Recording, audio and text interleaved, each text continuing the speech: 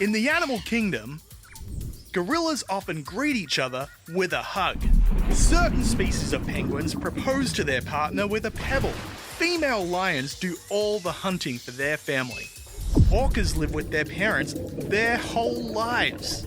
While every family is different and every family is unique, the truth is, they're still our fam. Hey Venture, it's Kat. I hope you've had a really good week. We are continuing this week to think all about our theme of family. And I wonder how you got on last week with our Love Hearts challenge. Did you manage to find lots of different ways to show love to your family? Or was it a bit of a struggle? This week we're carrying on with that theme, and so I'm going to show you some pictures in a moment of lots of different famous families. Some of them are real, some of them are fictional, and I want you to have a look at these pictures and see what score out of 10 would you give them for being a good family. So if you think this is the perfect family, they are absolutely amazing, 10 out of 10, give them a 10. If you think that's a terrible family, I would not want to be part of that family, then you can score them a 1 or a 0. So take a look at these pictures and see what you think.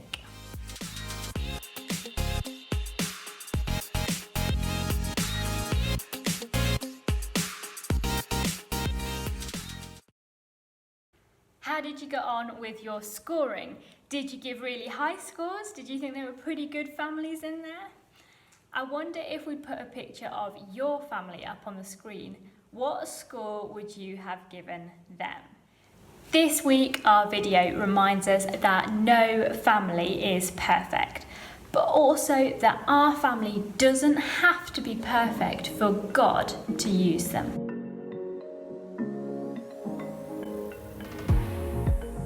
One time, my family and I went to the mall because my mom wanted to buy some clothes for herself. Whenever we go shopping with my mom, it's always just really boring, and maybe you can relate to this, because when I was growing up, we didn't have fun things in the mall like a merry-go-round and things like that. The only fun thing in the mall was the food court, but we went to the department store with my mom, and my older sister was like, hey, let's play hide and go seek. So I'm like, all right, that sounds like an awesome idea. So my sister, she's counting, and I have to try and find a place to hide, and I find the most perfect hiding spot.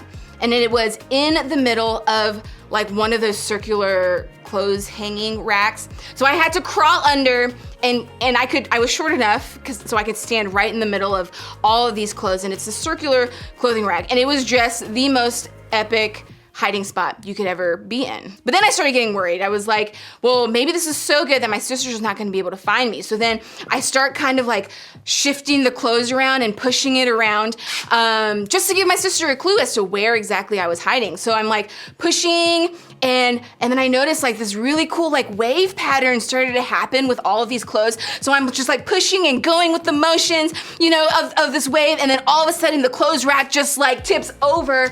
And not only does the clothes rack tip over, but the clothes rack like next to this clothes rack also tips over. And I'm like crawling out like, what just happened? And my mom is standing like totally mortified that we have just embarrassed her as a family. Like it was pretty bad. But maybe you can relate, because your family has had a few less than perfect moments of their own. Maybe like me, you feel like your family situation is a lot messier than other people's. But can I let you in on a secret? We all feel this way at some point. You aren't alone. This is true for every single one of our families, because no family is a perfect family. Maybe there's a lot of tension in your home. Some families slam doors, argue a lot, or yell. Some families have a lot going on, but never actually talk about it. You just sense it. You feel the stress in the room when your family talks about money, vacation, holidays, step siblings, or any number of things. And that tension makes your house a stressful place to live. Or maybe you've discovered some things about people in your family that you wish you didn't know. Secrets about relationships, affairs, legal problems, or bad decisions. Secrets that have hurt people and caused problems in your home. Maybe for you, the problem in your family is something like abuse, or neglect, or addiction or abandonment. You may feel really alone in those situations.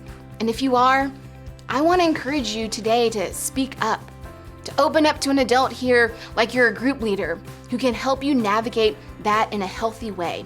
Or maybe your family is facing other big problems. You're dealing with things like divorce, remarriage, a parent who left and never looked back, siblings who are always in trouble. Maybe it's even something like illness or death. Things like that can certainly leave your family feeling less than perfect. Honestly, no matter what it is that you're dealing with at home, I think that's true for all of us. That in some way or another, no family is a perfect family. What's difficult about this is that sometimes we think that nothing good could ever come from an imperfect family. That God couldn't use us if we come from a family like that. But as we'll see today, that couldn't be further from the truth. Here's the thing about the Bible. Some of the people in it are kind of messed up. Their lives weren't perfect, and a lot of their families weren't either. In fact, there's one family in the Bible whose story I love. Not only was their family totally dysfunctional, but God still did big things through them. I think the same can be true for us. The story starts with a man named Abraham. God promised Abraham a lot of descendants, and he promised to use that family in a big way. Pretty cool, right? Abraham had a son named Isaac, and Isaac had 2 sons.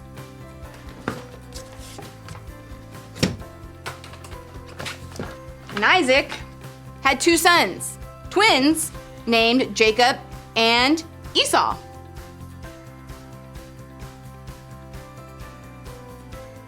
All right, Jacob and Esau. And even though they were twins, these 2 guys were very different from each other. They looked different. They acted different. They had different interests. And all of these differences caused a lot of drama between these 2 boys. Now, here's where it gets crazy. Even though Jacob and Esau were twins, Esau was born first, which was a really big deal. For one, being firstborn meant that Esau got the birthright. Ta-da! He would be in charge of the family wealth and property when their father Isaac died. And second, being the firstborn meant that Esau not only got the birthright, but he also got the blessing. Ah. So that meant that he received the family's future wealth and prosperity. And since this family came from Abraham, Esau's blessing also included all of the promises that God had made to Abraham. Promises to make their name great, to do big things with their family, and to bless all the people through this one family. As you can imagine, Jacob, the younger twin, didn't love the situation because as the second born, he wasn't going to get the birthright or the blessing. Now, their mother, Rebecca, favored Jacob over Esau. So together, Jacob and his mom, they came up with a plan. First, Jacob convinced Esau to promise the birthright to him. And honestly, it didn't take much convincing. Esau was starving! So Jacob offered him some food in exchange for the birthright. That doesn't seem like an even trade to me, but haven't we all made some crazy decisions when we're hungry? With the birthright now his, all Jacob needed to do was trick his father Isaac into giving the blessing to him instead of to his brother Esau. Now, because Isaac was older and towards the end of his life, his eyesight wasn't so great. Jacob's mom helped disguise Jacob as his brother Esau so that Isaac would give him Esau's blessing. And here's the crazy thing. It worked. Isaac gave Jacob the blessing that was promised to Esau. Of course, when Esau came in a few moments later, he had no idea what his brother Jacob had done. When their father Isaac realized what had happened, look at how it played out. When Esau heard his father's words, he burst out with a loud and bitter cry and said to his father, "Bless me too, my father." But he said, "Your brother came deceitfully and took your blessing." Esau said, "Isn't he rightly named Jacob? This is the second time he's taken advantage of me. He took my birthright, and now he's taken my blessing." Then he asked, "Haven't you reserved any blessing for me?" Isaac answered Esau, I have made him lord over you and made all his relatives his servants. And I have sustained him with grain and new wine. So what can I possibly do for you, my son?" Esau said to his father, "Do you have only one blessing, my father? Bless me too, my father." Then Esau wept aloud. Trust me, it only got worse from there. After some heated conversation, we come to find out that Esau planned to kill his younger brother Jacob. Their mother sent Jacob away to protect him, breaking up their family completely. What's the point of this insane story? Well, it's that the story didn't just stop there. Sure, this family was a mess, but in spite of all of that, God still had an important future planned for them. He had promised something great to Abraham, and a messed up family wasn't going to change that. Their family didn't have to be perfect for God to use them. Hundreds of years after this had happened, the writer of the book in the Bible called Hebrews looked back on the story. And there, the writer didn't talk about the mess or the bad choices or the pain in this family. Instead, they wrote this: "By faith, Isaac blessed Jacob and Esau in regard to their future." Isaac did eventually pass on a blessing to Esau. It wasn't the same as the original blessing that Jacob stole, but it was something. It was an act of faith. Even though there was a lot of really bad moments in their family, the very act of Isaac passing on a blessing to his family was an act of faith. It was a way of saying, I believe what God is about to do in our family and that it's true. I believe He has something good for us and in our future. God had a plan for this imperfect family. And even in the middle of so much pain and so many problems, they trusted Him to come through. And that's what I want for each of us. You see, your family doesn't have to be perfect for God to use it. Seeing how God didn't forget about a less than perfect family back then can give you hope that He'll do the same for your family today. In fact, for a lot of you, the most hopeful thing about this lesson is that no family is a perfect family, but God works anyways. Being imperfect isn't the end of the story, which is a huge relief. You don't have to be perfect for God to use you, and your family members don't have to be perfect for God to use them. You don't have to come from a perfect family to be able to do amazing things.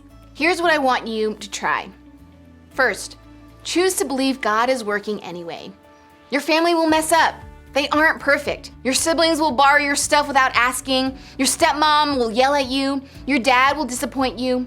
No matter what your family looks like, they aren't going to be perfect. The next time that happens, instead of getting frustrated and shutting down, have faith that God will somehow use your family anyways, that He's working for your good, that He's with you in the mess of your family, and that He can still use your family for His good. And second, stay connected to your family. Most of us tend to want to avoid our families when things get really messy. We stay in our room, we put our earbuds in, we keep our eyes glued to the screen, we just ignore everyone and everything. But what if, instead, you made the choice to stay connected? What if you tried to talk to your mom, or hang out with your grandpa, or forgive your siblings? Trust me, you don't want to miss out on being part of the incredible story that God is writing in your family. So this week, try to stay connected to your family even if you don't feel like it. Now, here's the thing. For some of you, I know that staying connected to your family isn't the best option. In fact, it's not an option at all, because the stuff that makes your family imperfect is more than just frustrations or annoyances. It's things like abuse, neglect, alcohol, and drugs. It's the kind of stuff that makes staying connected to your family simply not safe. If that's you, I want to encourage you to instead connect with someone who is like family. Open up to a group leader, a teacher, a neighbor, a coach, or any trusted adult in your life who cares about you. Connect with them about what's happening in your home so that they can help you take the next best step. I know that may be scary, but adults like your group leader are here for you for that very purpose, to connect with you when you need it the most. Remember, your family doesn't have to be perfect for God to use it. God uses imperfect people and imperfect families for His good. I believe that's true in my family, and I definitely believe it can be true in your family too. Now, as you head to group, hopefully it's comforting to know that you aren't the only one who has an imperfect family. That maybe the person sitting next to you has a story similar to yours. It's normal to feel like you're the only one going through something. But what's great about your group is that you can connect with someone who knows how you feel. And in the process of doing that, you get a chance to learn about all the things God is doing in your lives. As you head a group, I want you to think about this question. What's one great thing you hope God will do in your family?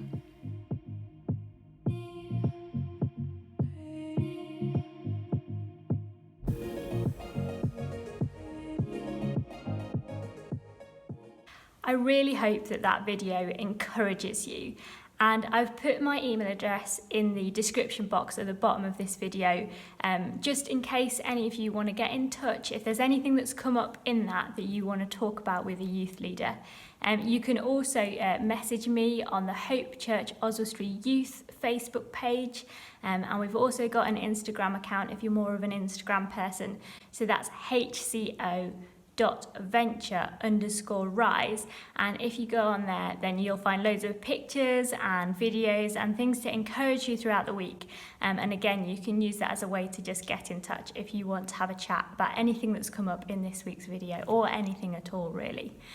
So I hope that you have a really good week, and I will really look forward to seeing you in our next video. Bye!